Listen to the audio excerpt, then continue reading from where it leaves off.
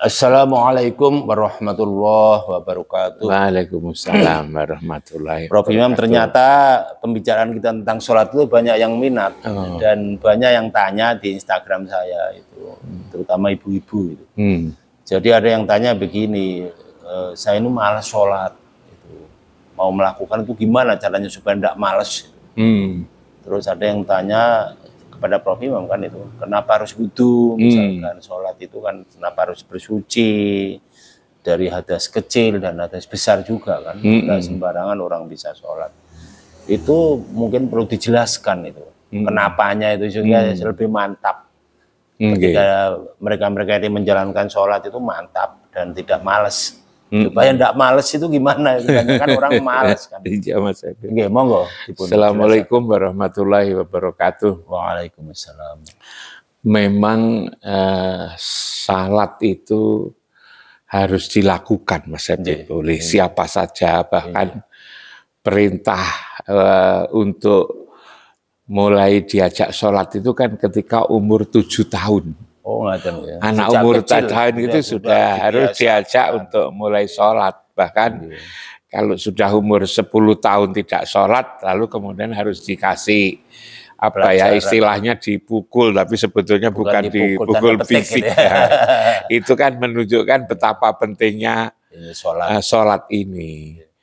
Dan sholat ini sebetulnya kan komunikasi ya, nyambung antara hati kita ini, ruhani ya, ruh kita ini dengan Allah dan Rasul ya. Karena itu kalau sehari-hari kita ini lakukan sholat ya, tentu dengan khusyuk ya. Maka lalu problem-problem kita ini terselesaikan dengan sendirinya, Mas Habib. Makanya dulu juga ada orang yang semacam juk gitu. Kalau ada sesuatu miliknya hilang, kekurangan uang, atau mungkin juga anaknya, sholat saja, nanti persoalannya kan selesai. Otomatis ada saja ya. Otomatis persoalannya itu selesai. Nah, pertanyaan itu, masa kalau barang hilang, sholat lalu selesai. Apa lalu kemudian ketemu? Bukan begitu sebetulnya. Bukan nalarnya, bukan lalu barangnya jadi ketemu. Sholat itu sebetulnya kan menjadikan hati ini damai. Menjadi tenang. Hati itu menjadi sejuk. Hati itu menjadi tidak gelisah. Hati itu lalu kemudian tidak terlalu menyukai harta yang berlebih-lebihan itu kan. Mencintai harta berlebih-lebihan. Ada kesadaran. Maka dengan sholat, penyakit hati yang saya sebutkan tadi kan hilang. Maka ketika barangnya hilang pun tidak merasa hilang. Itu sebetulnya di situ. Tidak terlalu menyesal. Tidak terlalu menyesal gitu. Barangnya hilang pun lalu kemudian karena hatinya itu sudah hati ikhlas. Bahwa kita tidak boleh tergantung kepada barang itu. Terlalu mencintai barang itu menjadi hilang. Nah kalau sudah orang seperti itu kan persoalannya selesai. Persoalannya selesai. Tidak stres. Nah itu. Lalu kemudian kenapa sholat itu harus bersuci ya? Dari hadas besar maupun juga hadas kecil. Karena memang Allah itu maha suci. Allah dan Rasul itu hanya menerima yang suci-suci. Lah yang suci itu apa? Ya tentu pakaiannya harus suci, badannya harus bersuci. Tapi yang lebih dari itu yang tidak boleh ya lagi, ya. Tidak boleh tidak mendapatkan perhatian, hatinya harus suci. Nah, ini gue sebab yang datang kepada Allah itu sebetulnya ruhaninya ini. Apa yang ada di dalam dada ini yang harus suci. Lagi sholat tidak boleh sedang marah, sedang memuji orang, lalu sedang memikirkan kejelekannya orang, dengki, iri, takabur. Salat dipakai untuk sombong-sombongan, gitu kan? Agar dibilang orang ini kok khusyuk banget. Ini tidak boleh, gitu loh. Sungkan sama mertua. Sungkan mertua itu tidak boleh. Ini tidak boleh. Jadi yang disucikan itu sebetulnya hatinya.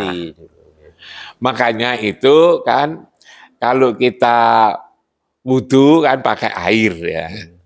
Pakai air harus yang suci dan mensucikan. Nah, yang suci air. Tidak sembarang air. Ya, secara syariahnya memang diatur seperti itu, Mas Habib. Tapi yang lebih daripada itu, artinya setingkat lagi lebih dalam daripada itu mensucikan hati, mensucikan batin ini harus bersih dari penyakit seperti yang saya katakan tadi. Tidak boleh iri, tidak boleh dengki, tidak boleh nyalah-nyalain orang. Nyalain orang sembarang orang, apalagi orang yang dekat. Istrinya, suaminya, anak-anaknya yang di rumah, itu tidak boleh. Itu kan. Lalu kemudian ya, dengki, takabur, sombong, tidak boleh. Harus puji. Nah karena itu maka, karena yang disucikan itu adalah yang ada di dalam hati. Nah, batin. Maka ketika tidak ada air boleh tayamum. Gitu kan? Simbolik aja. Iya, boleh tayamum.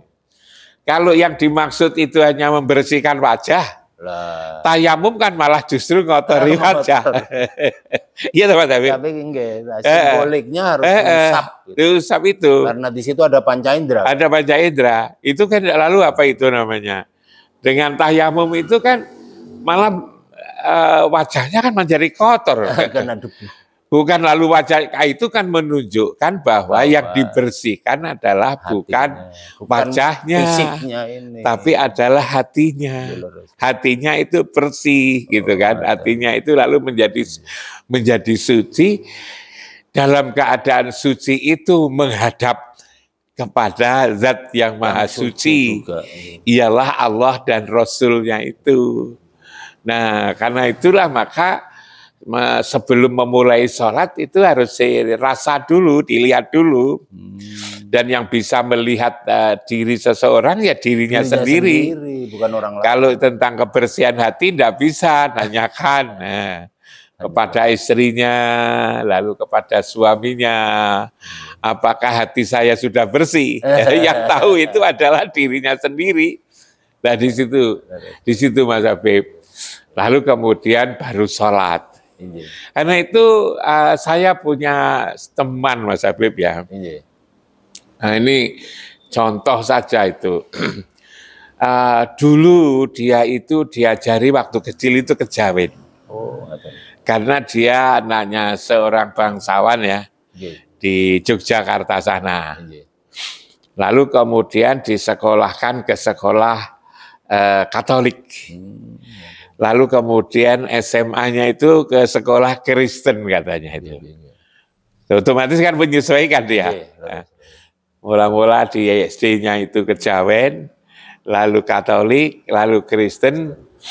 Ini setelah dia bisa berpikir ke Amerika, Mas Habib. Lalu ikut Mormon. Kristen zaman now, zaman sekarang. Iya. Kemudian jadi bukan malah jelas, tapi malah jadi bingung dia ini. Malah menjadi bingung.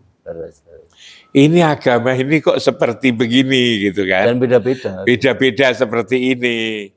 Akan lebih baik dia itu tidak usah percaya kepada. Malah tidak percaya. Karena dia jadi ateis. Tidak percaya dengan konsep ketuhanan, dengan semua agama itu dari ateis. Setelah menjadi ateis dia juga bingung. Akhirnya ketemu sama seseorang, lalu kemudian ngajak renungkan tentang apa itu sholat, itu kan Mas Habib itu. Ternyata menemukan dia. Sholat itu kalau dia laksanakan itu kan, dia merasa enak katanya itu. Tapi itu tadi sholat yang kata Mas Habib yang kemarin dibilang khusyuk ya, yang fokus, yang merasa ketemu Allah dan Rasul itu. Jadi itu kan perasaan. Maka itu perasaan. Maka dia sendiri ketika sholat Mas Habib tidak mau tergesa-gesa. Sholat tidak mau tergesa-gesa. Misalnya begitu dia datang dari luar kota. Lalu kemudian sudah waktunya misalnya sholat asar.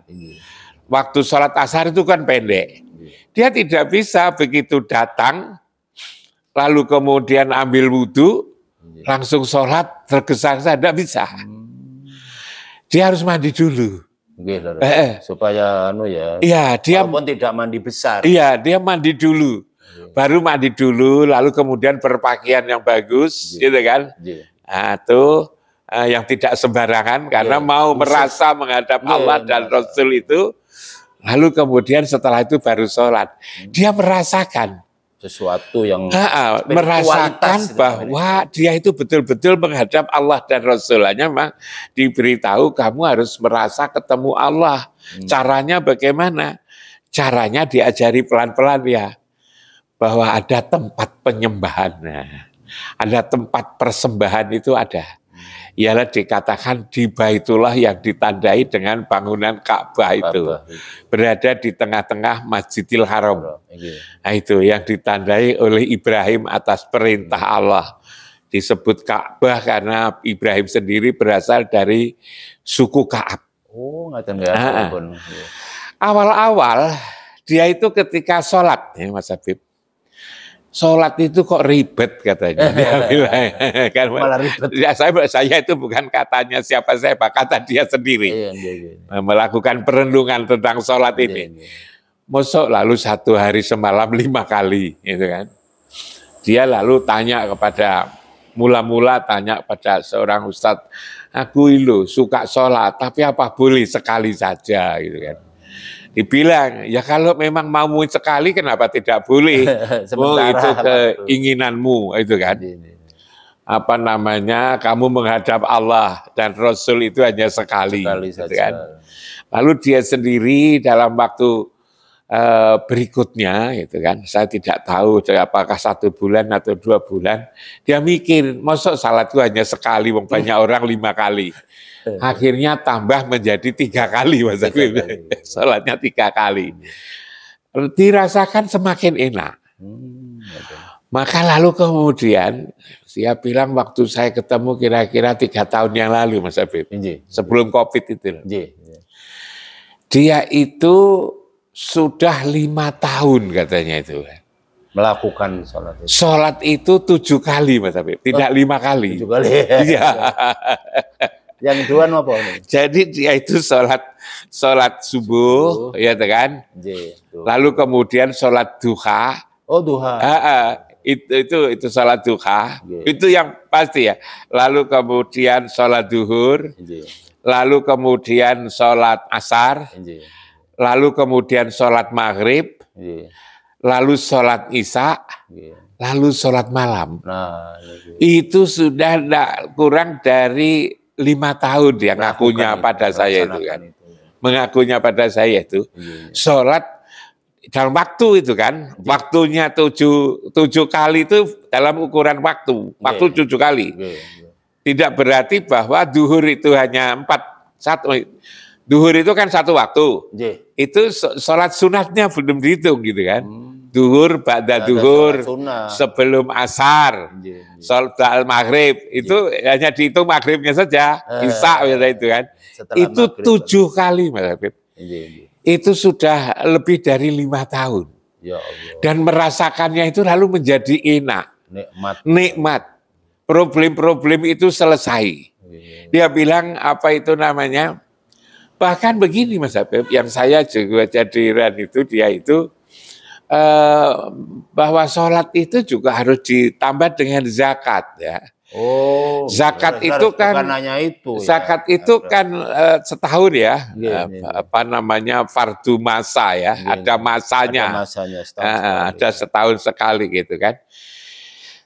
Dia khawatir kalau dia tidak sampai 1 tahun, waktu itu nanyakan pada saya, dia setiap hari penghasilannya itu dihitung, dipotong 2,5%, dimasukkan sampai kayak itu kan. Sampai begitu. Karena merasa dengan Islam itu lalu menjadi enak. Itulah mungkin saya katakan bahwa memang Islam itu sesungguhnya menyelesaikan persoalan hidup. Dan kalau orang sudah merasakan seperti itu, Mas Habib, orang sudah merasakan seperti itu, maka sholat itu menjadi nikmat. Dan tidak malas. Dan tidak malas. Saya ketemu Mas Habib itu kan 1 minggu sekali ya, membuat video gini kan. Saya kan seneng gitu kan ketemu sama Mas Habib. Nah, padahal kita kan hanya kerja wawancara, diskusi kayak begini aja. Apalagi ketemu Allah dan Rasul yang Maha Pencipta itu, Mas Habib. Jangan menawi kula mboten anu negur kapan. Tapi lalu juga begini, Mas Habib. Itu kan sholat itu kan inna sholata tanha anil fasya wal munkar. Orang kan mengatakan bahwa sholat itu mencegah perbuatan keji dan mungkar. Nah, saya dulu juga berpikir yang mana ini yang mencegah perbuatan keji dan mungkar itu. Tapi ternyata kan Quran memang mengatakan wa naza'na ma fi sudurihim min ghilin. Aku cabut apa yang ada di dalam dada ini, sudur min ghilin. Nah, ghilin itu pendam, iri, dengki, takabur, itu dicabut yang ada di dalam dada ini. Semuanya dicabut. Dicabut. Hati manusia. Ya, ketika kita sholat, di mana nyabutnya? Lah ini, tajri min tahtihimul anhar, di tempat yang di bawahnya mengalir sungai. Di mana tempat mengalir sungai itu? Masjid yang di bawahnya mengalir itu sungai. Masjidil Haram itu, bawahnya itu sungai. Bawahnya, karena itu maka ambil berapa saja itu tidak habis-habis. Coba kita bayangkan itu. Mas Habib, kalau musim haji itu kan, berapa orang yang datang. Tidak saja minum dan di situ. Kadang mandi. Tapi lalu membawa pulang kan. Apa ada orang yang pulang dari haji tidak membawa? Selalu membawa. Selalu membawa. Dan itu cikal berkali-kali. Ya. Katakanlah 2 juta orang yang haji itu kan jadi yang sholat, dibawa, yang diminum di sana, yang ini. Jadi sholat itu ternyata adalah menghilangkan, mencabut ya penyakit hati kita ini cabut. Penyakit fisik kan ada dokternya. Tapi kalau penyakit yang ada di dalam dada ini kan tidak bisa. Dokter nggak bisa. Dokternya juga tidak ada. Dokternya itu dokternya tidak ada. Nah di situ akan dicabut. Makanya apalagi lalu kemudian disebut-sebut di situ kan inna a'toina kal kausar, aku telah memberikan kamu kausar, kebaikan yang banyak. Kita seringkali lalu dengarkan istilah telaga kausar. Di situ itu sebetulnya telaga kausar, Mas Habib. Orang lalu kemudian membaca Al-Quran, menerima inspirasi yang ada di situ, pengangkatan Nabi dan Rasul ada di situ, dimudahkan kita menjalankan syariat Allah. Makanya kalau ibu tadi yang mengatakan aku kok males, mungkin sholatnya yang perlu dilatih kembali. Pelan-pelan, diresapi, Bali, dicoba dia di situ. Itu kan rumah sebetulnya. Itu kan rumah. Dikatakan di dalam Al-Quran itu kan inna awala baiti, bahwa sesungguhnya rumah yang mula-mula, itu kabudhi alinas, yang nyatakan untuk manusia itu kan fiba kata mubarakan itu. Ini rumah untuk seluruh umat manusia yang dulu saya sebut itu adalah rumah ruhani. Orang kalau berada di rumah kan aman, Mas Habib. Aman. Tentram. Orang-orang tidak tentram itu ketika tidak ada di rumah. Kalau kita pergi dari jauh atau pergi jauh, lalu apalagi tidak pamit, dia kan juga gelisah sebenarnya begini. Kangen rumah. Kangen rumah. Yang gelisah bukan yang pergi, yang di rumah juga gelisah. Mas Habib ketika putranya masih kecil, tidak ada beritanya, jam 9-10 waktunya pulang, belum pulang kan bingung Mas Habib itu kan. Kecelakaan. Itu rumah rohani. Karena itu kalau kita selalu berada di rumah rohani, hati kita jadi damai. Makanya di surat As-Sad ayat 46 kalau tidak salah juga mengatakan inna ahlasnahum bi khalisatin dzikrad dar. Aku menjadikan hati ini halus, akhlak ini bagus ya, sejuk. Dengan apa? Dengan ingat rumah. Karena ini persoalan rohani, yang dimaksud bukan rumah biasa ini, tapi adalah rumah rohani. Karena itu Mas Habib, ibu yang menanyakan seperti itu diberitahu saja. Sering-seringlah Bu ingat Allah gitu kan. Ingat Allah, ibu sulit karena Allah memang tidak berbentuk, tidak berupa, tidak beralamat. Walam yakun lahu kufuwan ahad. Mas Habib katakan abstrak. Maka ingatlah yang dengan Allah, yang bersama Allah, yang serta Allah, yang bersama, yang dengan, yang serta Allah, yang ketika nama Allah disebut, nama beliau disebut. Ingatlah Muhammad. Sholawat itu kan. Nah, Muhammad di mana? Muhammad itu jasadnya sudah dimakamkan di Madinah. Hanya persoalan agama ini bukan persoalan jasad. Bukan persoalan tubuh, tapi persoalan ruhani. Lah ruhnya di mana? Kalau Muhammad jangan disebut ruh, tapi disebut Abul Arwah, bapaknya ruh. Bapak ruh. Itu di Quran dikatakan la uksimu bihadzal balad, aku bersumpah demi negeri ini. Wa anta hilum bihadzal balad, bahwa engkau ya Muhammad ada di tempat yang mulia ini. Wa walidi wa ma walad, demi ayah dan anak. Siapa ayah ini? Ayah itu ya Muhammad itu, Abul Arwah, bapaknya ruh. Anak siapa? Ya kita-kita ini soalnya. Jadi kalau kita ini sholat sesungguhnya kita lagi nyari bapak, Mas Habib. Bapaknya siapa? Bapak ruh. Kalau Adam kan Abul Basar. Kalau Muhammad kan Abul Arwah. Jadi Mas Habib itu kan ayahnya kan sudah tidak ada. Begitu kangennya kan dengan ayah. Padahal itu hanya ayah fisik. Apalagi ayah ruhani. Tapi karena tidak paham, maka seolah-olah kita tidak punya ayah. Saya kira itu Mas Habib. Nanti diteruskan lagi tentang sholat ini. Mudah-mudahan dengan demikian ya siapa saja ya penonton kita itu menjadi sadar bahwa sholat itu penting. Karena sekarang ada gejala baru, bukan baru sebenarnya, udah lama itu. Banyak orang frustasi, banyak orang post power syndrome, jadi sedih kalau jabatannya hilang. Terus kemudian hartanya juga kadang-kadang ya walaupun tidak hilang semuanya, itu hilang separuh atau sebagian, sedihnya bukan main, frustasi. Dan akhirnya mereka merasa tidak tenang itu.